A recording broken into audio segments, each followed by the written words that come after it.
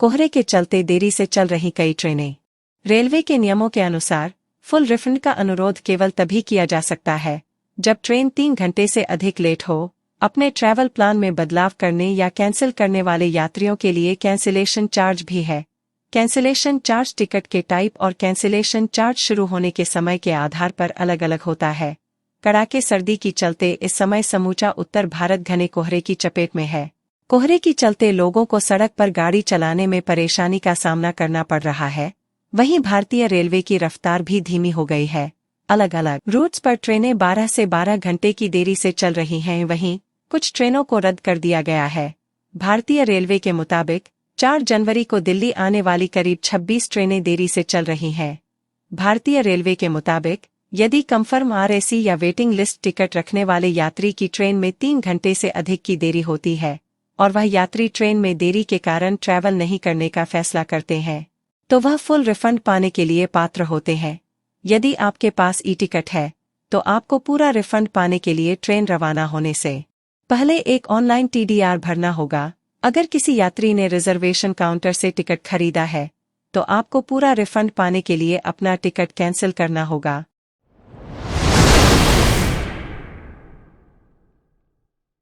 मोदी सरकार की आर्थिक विदेश नीति की तारीफ। भारत की बढ़ती आर्थिक और रणनीतिक ताकत का लोहा अब चीन भी मानने लगा है। दरअसल चीन के सरकारी अखबार ग्लोबल टाइम्स में एक लेख लिखा गया है। इस लेख में प्रधानमंत्री मोदी के नेतृत्व में भारत की आर्थिक और विदेश नीति में सकारात्मक बदलाव की तारीफ की गई है। लेख के अनुसार भारत अब रणनीतिक रूप से ज्यादा विश्वास से भरा हुआ है और अपने भारत नैरेटिव के विकास के लिए ज्यादा सक्रियता से काम कर रहा है। ग्लोबल टाइम्स के लेख में पीएम मोदी के नेतृत्व में भारत की आर्थिक, सामाजिक प्रशासन और विदेश नीति की तारीफ की गई है। ग्लोबल टाइम्स चीन का सरकारी अखबार है और इसमें प्रकाशित लेखों को चीन की सरकार के विचार माना जाता है। ताज़ा लेख चीन की शंघाई स्थित फुदान यूनिवर्सिटी के दक्षिण एशिया मामलों के जानकार झांग जियादोंग ने लिखा है। इस लेख में भारत की बीते 4 साल की उपलब्धियों का जिक्र किया गया है। लेख में भारत के मजबूत आर्थिक विकास, शहरी प्रशासन में बेहतरी और अंतर्राष्ट्रीय संबंधों में आए भारत के, खासकर चीन के प्रति नजरिए का जिक्र किया गया है।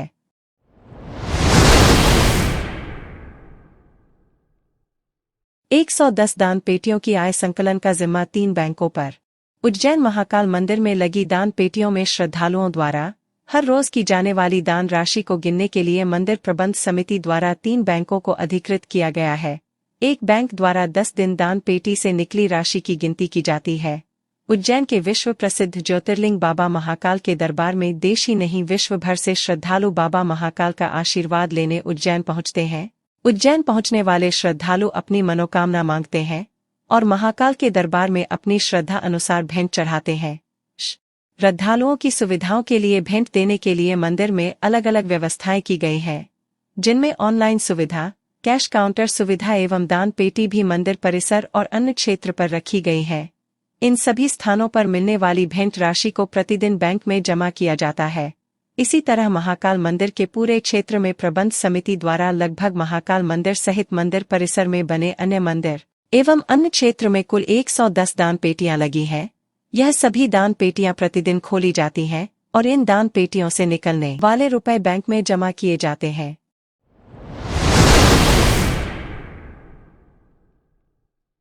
पाकिस्तान के खिलाफ खेल सकती है टीम इंडिया। आईसीसी ने सभी टीमों को प्रस्तावित कार्यक्रम भेज दिया है। वह क्रिसमस के पहले ही शेड्यूल जारी करना चाहता था, लेकिन बीसीसीआई और प्रसारकों ने सहमति नहीं जताई थी। ऐसे में आईसीसी के प्रस्तावित कार्यक्रम में बदलाव भी हो सकता है। वेस्टइंडीज और अमेरिका की मेजबानी में इस साल जून में टी20 विश्व कप का आयोजन होना है। टूर्नामेंट में 20 टीमें हिस्सा लेंगी। 4 जून से टी20 विश्व कप की शुरुआत होगी और 29 या 30 जून को फाइनल मैच खेला जा सकता है। वेस्टइंडीज में जब 2007 में वनडे विश्व कप का आयोजन हुआ था, तब 16 टीमें खेली थीं। इस बार क्रिकेट के सबसे छोटे फॉर्मेट के सबसे बड़े टूर्नामेंट में 20 टीमों को 5-5 के 4 ग्रुपों में बांटा जाएगा। मीडिया रिपोर्ट्स के मुताबिक भारत के ग्रुप में पाकिस्तान की टीम को रखा जा सकता है। इसके अलावा टीम इंडिया के ग्रुप में आयरलैंड, कनाडा और मेजबान अमेरिका को भी जगह मिल सकती है। आईसीसी ने सभी टीमों को प्रस्तावित कार्यक्रम भेज दिया है। वह क्रिसमस के पहले ही शेड्यूल जारी करना चाहता था, लेकिन बीसीसीआई और ब्रॉडकास्टर ने सहमति नहीं जताई थी।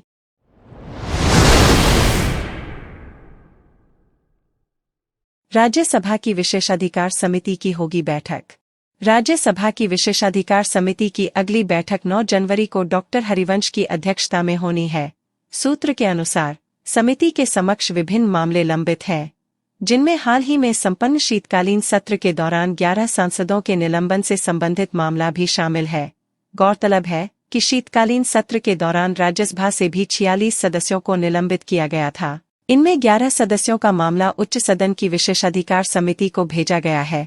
इस समिति की अध्यक्षता उपसभापति हरिवंश के पास है। शीतकालीन सत्र के दौरान राज्यसभा से भी 46 सदस्यों को निलंबित किया गया था।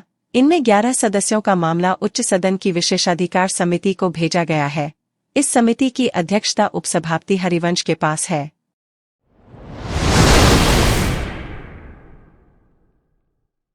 रेल लिंक परियोजना में सुरंगों का खनन कार्य पूरा। पश्चिम बंगाल को सिक्किम से जोड़ने वाले महत्वपूर्ण रेल लिंक का काम तेजी से जारी है।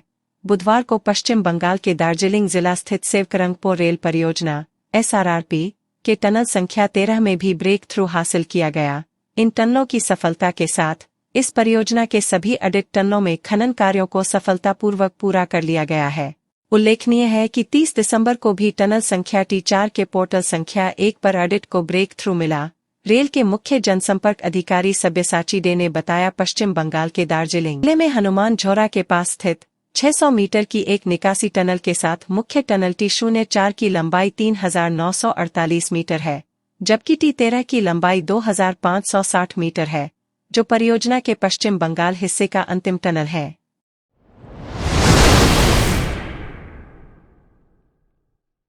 देवास जिले के सतवास तहसील के ग्रामीणों में देवास कलेक्टर ऋषभ गुप्ता ने किया दौरा, जहां पंचायत बड़ौदा माफी में ग्रामीणों की समस्याओं को लेकर कलेक्टर ऋषभ गुप्ता ने चौपाल बिठाई, ग्रामीणों की समस्या सुनी और जल्द से जल्द हल करने को कहा। जहां ग्रामीणों ने खाद्य विभाग समस्या, स्वास्थ्य विभाग की समस्या, PHE विभाग की समस्या, बड़ौदा माफी रोड पर नगर परिषद के टिंचिंग ग्राउंड की समस्या बताई है। कलेक्टर के साथ अनुविभागीय अधिकारी राजस्व कन्नौद अभिषेक सिंह, सतवास तहसीलदार हरि ओम ठाकुर, CMO संतरम चौहान सहित अन्य कर्मचारी उपस्थित रहे। आज बेसिकली जो हमारे रेगुलर दौरे रहते हैं ग्रामीण क्षेत्र में, उसी संदर्भ में आज बड़ौदा में दौरा था। इसमें चुनाव के समय भी कुछ पॉइंट्स निकल कर आए थे, जैसे कि यहाँ की पुनर्वास की समस्याएं हैं, ट्रेंचिंग ग्राउंड्स की समस्याएं हैं। इसके अलावा यहाँ की PHE का काम काफ़ी स्लो है। आज ग्रामीण जनों से बात की इन सभी मुद्दों पे, तो इन सभी मुद्दों के अलावा कुछ हेल्थ के इश्यूज़ भी निकल के आए हैं, कुछ खाद्यान्न की समस्याओं के बारे में भी इश्यूज़ निकल के आए हैं। ये सारे इश्यूज़ नोट किए गए हैं। विभिन्न डिपार्टमेंट्स के इश्यूज़ हैं, सबको ये भेजे जाएंगे और प्रयास करेंगे कि जल्द से जल्द जो समस्याएं हमारी ज़िले के लेवल पे हल होने वाली हैं, वो तो 1 से 2 माह के अंदर ही हम हल करेंगे। जो समस्याएं प्रदेश स्तर की हो गई, जैसे कि सड़क की बड़ी नाली की बात हुई है, या फिर PMGSY की बात हुई है, या फिर पुनर्वास के इश्यूज़ की बात हुई है, उसके लिए जो हमारे विभाग हैं उनको अवगत कराएंगे और प्रयास करेंगे कि उन समस्याओं का भी जल्द से जल्द हल हो सके।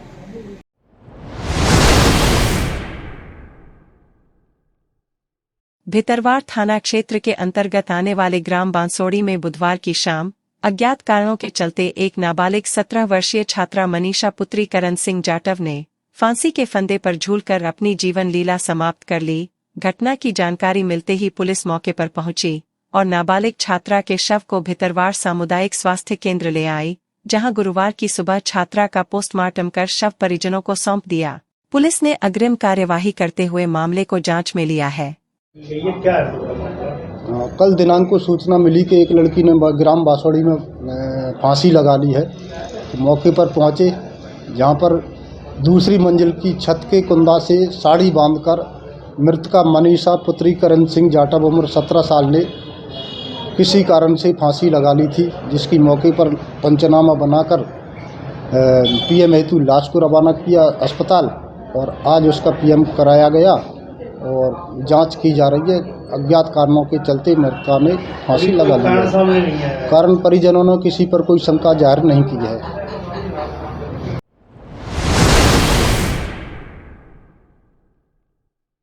जनपद पंचायत ढीमरखेड़ा के अंतर्गत ग्राम पंचायत दादर सिहुड़ी में बन रहे सीसी रोड निर्माण को कराया जा रहा गुणवत्ताहीन कार्य। ग्राम दादर सिहुड़ी में गांव के बीचों बीच सीसी रोड का कार्य करवाया जा रहा है, जिसमें बस्ती में बसे लोगों को आवागमन में कोई समस्या न हो।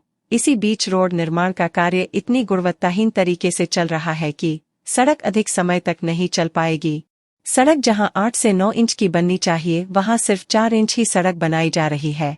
नाली की जगह बनने के बाद भी 4 इंच की ही सड़क बनाई जा रही है।